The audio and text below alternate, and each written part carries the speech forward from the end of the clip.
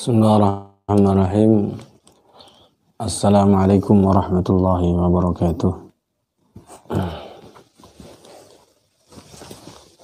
Hamdan wa syukran lillah, wassalatu wassalamu ala rasulillah Muhammad ibn Abdillah wa ala alihi wa ashabihi man wala amma ba'da. Qala ta'ala wa in kana dhu asratin fanadhiratun ila maisarah wa an tasaddaqu khairul lakum in kuntum ta'lamun. Wa qala sallallahu alaihi wa alihi wasallam ad-dainu syainuddin. Al-hadis au kama qala. Li ajli al-iktisar al-iktifa. Para sahabat yang dimuliakan Allah,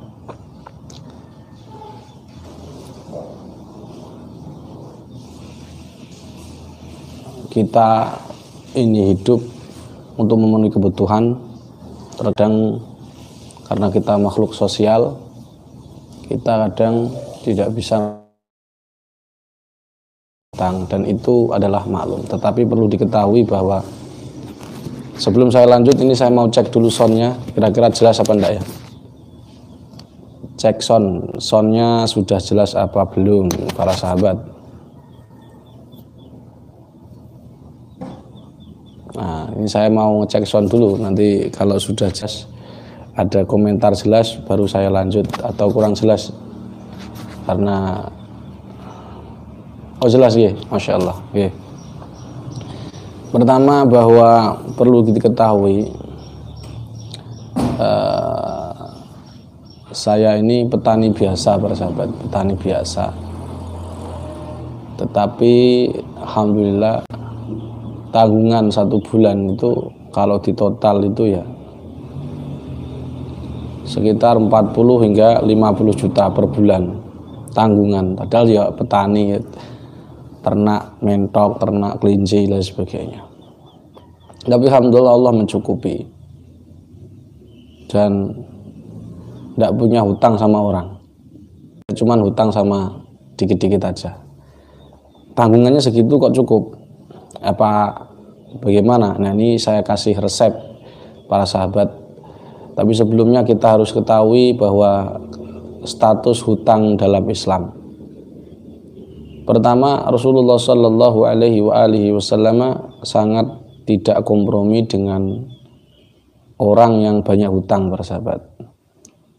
Ya, bahkan saking tidak komprominya, Nabi itu tidak mau enggan mensolati orang yang punya hutang 2 dinar, kalau tidak salah ya, 2 dinar, sebagaimana riwayat hadis dari Jabir bin Abdullah radhiyallahu anhu. Ketika ada orang punya hutang 2 dinar, maka Rasulullah tidak mensolatinya sebelum ada yang menanggung. Tiba-tiba ada Qatadah yang melunasi hutangnya. Jadi kalau itu 2 dinar, Rasulullah itu tidak mensolatinya. Jangankan 2 dinar para sahabat, 2 dinar itu kalau mohon maaf kita akan kurskan ke rupiah. Jadi kursnya tentu biar adil kita kurs zaman Nabi.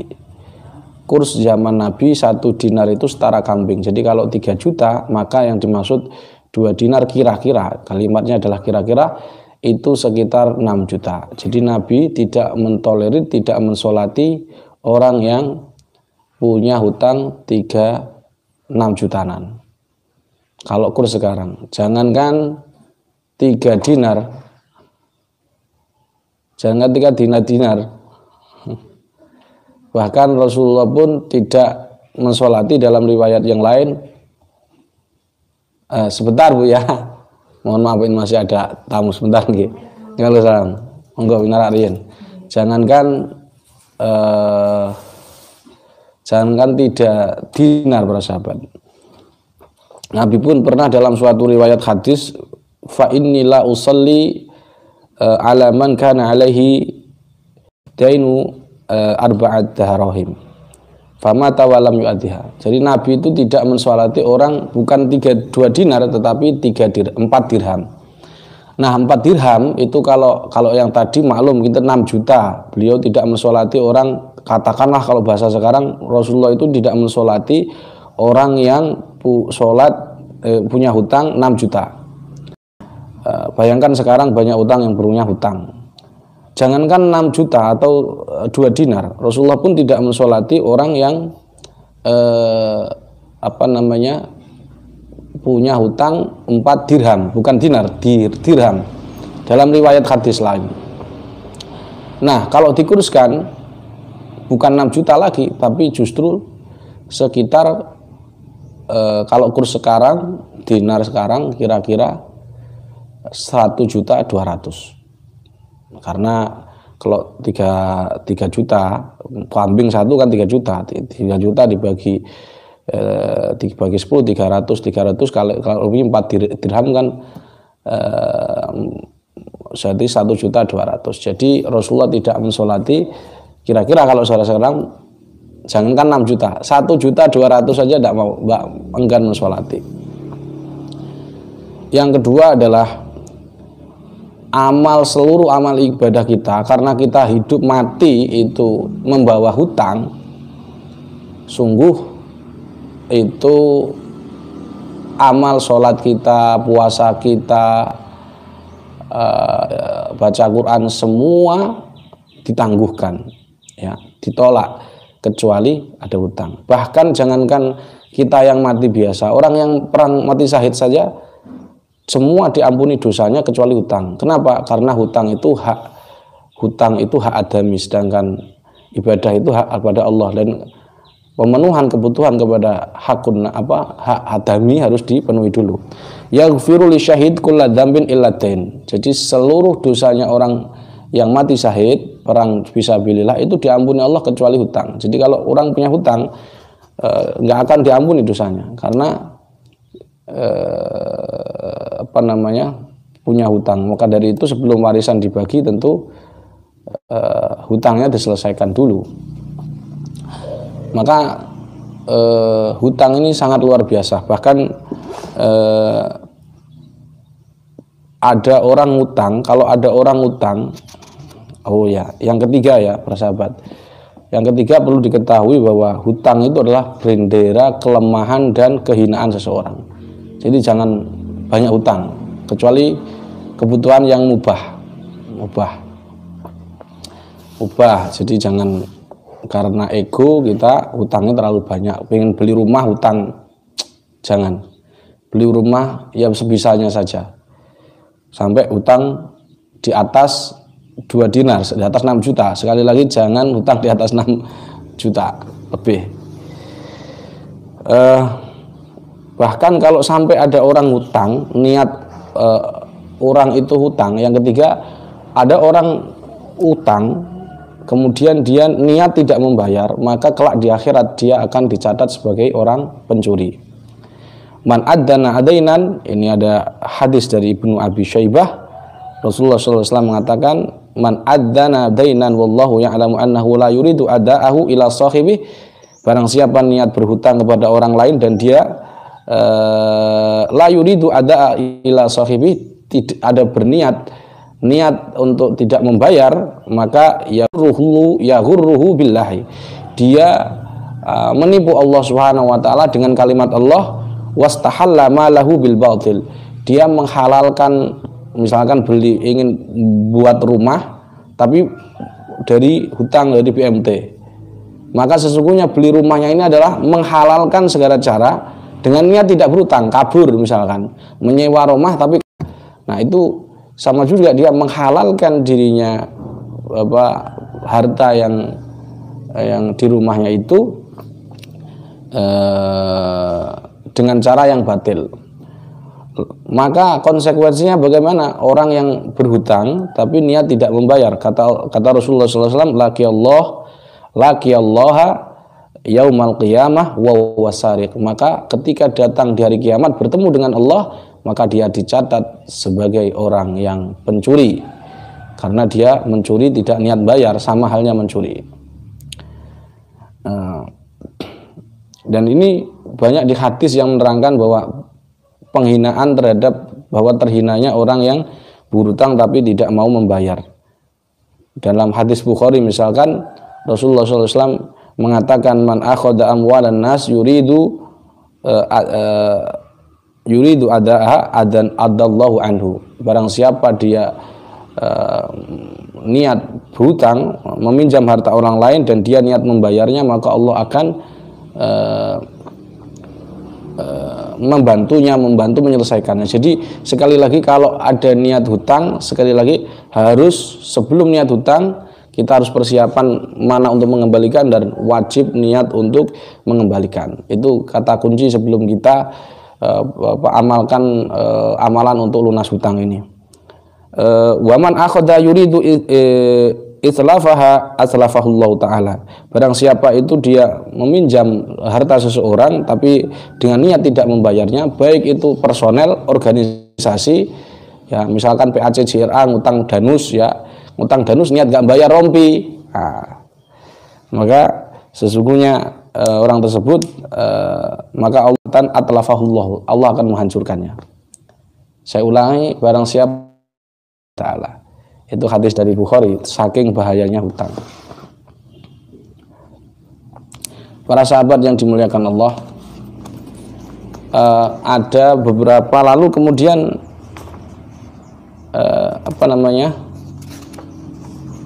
bolehkah berhutang? Boleh berhutang. Makanya, tapi jangan sampai lupanya. Ya ayyuhalladzina amanu idza tadayantum bidainin ila ajalin musamman faktubuh. Tulislah. Maka sunnah kita itu menulis hutang, ya kan, harus transparan baik kepada keluarga maupun kepada istri. Jangan sampai kita ini hutang kita nggak diketahui istri, nggak diketahui suami, nggak diketahui anak. Wah, ini celaka kita. Kenapa? Ketika kita mati, amal kita ditangguhkan, nggak ada yang tahu, nggak ada yang lunasi akhirnya. Wal iyadu billah.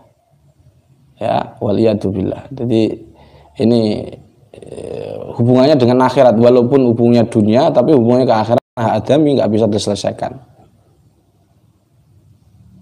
Maka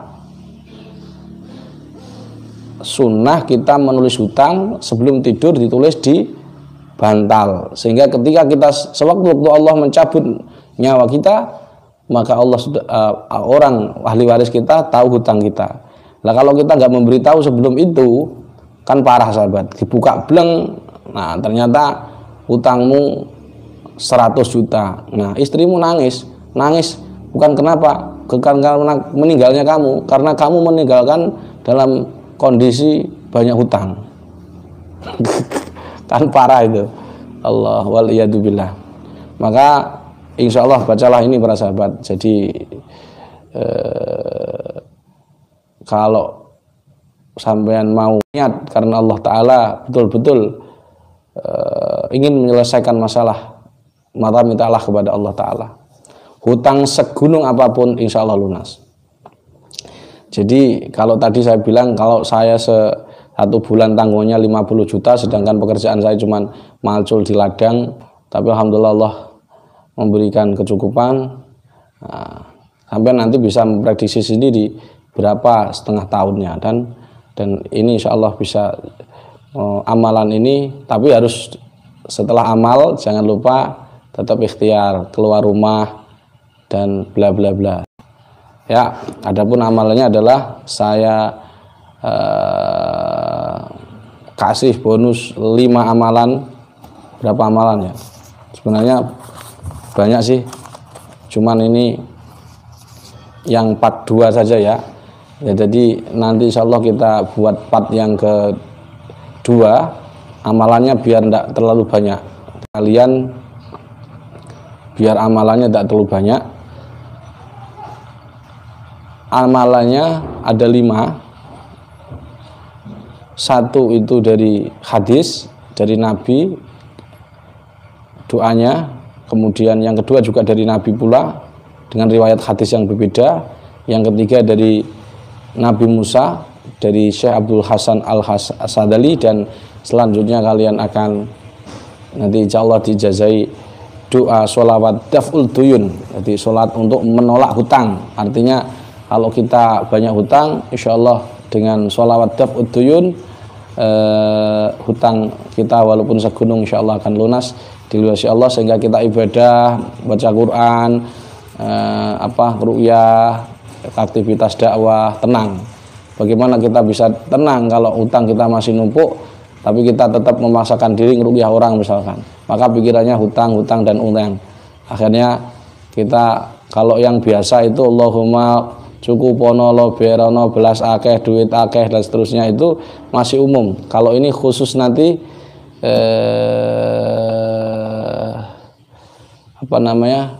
ini nanti khusus yang spesifik untuk hutang. Baik, apa saja amalannya? Jadi yang pertama ini saya kasih dua amalan pelunas hutang. Pertama yaitu untuk membaca surat Al-Ikhlas 100 kali. Dan ini dari hadis ya, ketika ada sahabat punya hutang 4 dirham, bukan dinar, 4 dirham itu, tiba-tiba siapa yang menangguhkan? Enggak ada. Tiba-tiba Rasulullah tidak mensolati jenazah tersebut. Apa yang terjadi? Setelah itu Rasulullah tidak mensolati jenazah tersebut karena hutangnya kira-kira ya 1.300.000. Rasulullah tidak mensolati, waliyadzubillah. Masya Allah. Jadi saking hinanya hutang itu para sahabat. Akhirnya Rasulullah SAW tidak mensolatinya. Kemudian Allah Subhanahu Wa Taala memberikan wahyu melalui malaikat Jibril. Maka malaikat Jibril mengatakan, aku telah menangguhkan hutangnya. Disauri. Kenapa dia lunas hutangnya? Karena dia membaca setiap hari surat Al-Ikhlas 100 kali. Nah, ini sahabat. Jadi itu jadi ngacuan kita sebagai amalan dalam Islam untuk melunasi hutang, yaitu membaca sehari ya, sehari semalam ada 100 kali. Dicicil tidak masalah para sahabat. Yang penting jumlahnya 100 kali untuk khusus untuk melunasi hutang. Itu yang amalan pertama. Yang ketiga adalah amalannya juga dari Nabi, dibaca 70 kali setiap hari, dibaca 70 kali, terus ditutup dengan doa. Apa itu doanya yang dibaca? Kedua adalah dibaca sebanyak 70 kali. Doanya adalah doa Nabi, Allahumma kfini bihalalikan haramik wa ghnina bifadlika amman siwak. Saya ulangi, Allahumma kfina bihalalika an haramik wa ghnina bifadlika amman siwak. Itu dibaca 70 kali, kemudian ditutup dengan doa Nabi, Allahumma inni a'udzubika minal hammi wal hazan wa a'udzubika minal azzi wal kasal wa a'udzubika minal jubni wal bukhl wa a'udzubika min ghalabid dain wa qahrir rijal. Ditutup dengan doa itu. Jadi baca doa Allahumma kfina bihalal yang haramik wa aghnini bi fadlika amman siwak 70 kali, kemudian ditutup dengan doa Nabi, Allahumma inni a'udzubika minal hammi wal hazan wa a'udzubika azzi wal kasal ila akhirih. Nanti akan saya tulis insyaallah, oleh admin ditulis doa tersebut, dan insyaallah dengan doa tersebut panjenengan semua akan dilunasi hutangnya oleh Allah Subhanahu Wa Taala. Tentu min haitsu la yahtasib, jika kita beriman, insyaallah akan Allah beri rezeki. Walaupun secara fisik kita ini makamnya masih walaupun makamnya makam tajrid para sahabat, ada makam kasab, ada makam tajrid. Walaupun makam tajrid sekaligus, jangan dikira orang kalau makam tajrid nggak punya hutang. Banyak juga ada yang punya hutang. Oke, jadi dimanapun posisi makam kita, entah makan kasab atau makan tajrid, seperti para santri ya, santri nggak bisa bekerja, kan kalau bekerja dia. Nah ini insya Allah kalau ada hutang, insya Allah akan lunas. Dua amalan itu saya ulangi, amalannya adalah yang pertama baca Al-Ikhlas 100 kali, yang kedua adalah baca doa Nabi, Allahumma kfini bihalal yang haramik wa aghnini bifadlika amman siwak 70 kali, dan ditutup dengan doa Nabi, Allahumma inni a'udzubika minal hammi wal hazan wa a'udzubika minal azzi wal kasal wa a'udzubika minal jubni wal bukhli wa a'udzubika min ghalabid dain wa qahrir rijal. Ditutup doa-doa itu, terserah mau baca bagaimana. terserah mau sholat duha maksud saya dibaca kapan, tapi sebaiknya hari Jumat para sahabat. Tapi setiap hari dibaca ini. Kalau minggu terutama di hari Jumat. Insya Allah makbul, mustajab. Saya ijazahkan 2 amalan untuk melunasi hutang. Insya Allah hutang seberapapun akan dilunasi Allah Subhanahu wa Ta'ala. Syaratnya yaitu pertama, kalian tetap berusaha keluar rumah untuk mencari ma'isyah, dan yang kedua harus bertakwa kepada Allah Subhanahu wa Ta'ala. Dengan amalan doa Nabi ini, Allah akan dengan keimanan kalian, dengan kecintaan kepada Nabi, insya Allah dengan ketakwaan kepada Allah, wa may yattaqillah yaj'al lahu makhraja wa yarzuqhu min haitsu la yahtasib. Demikian 2 amalan saya ijazahkan dengan kalimat ajaztukum. Mudah-mudahan bermanfaat. Al-Fatihah. A'udzubillahi minasyaitonir rajim. Alhamdulillahirabbil alamin. Iyyaka na'budu wa iyyaka nasta'in. Subhanakallahumma bihamdika asyhadu an la ilaha illa anta astaghfiruka wa atubu ilaik. Assalamualaikum warahmatullahi wabarakatuh.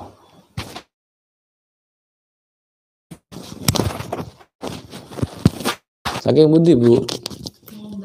Benaran.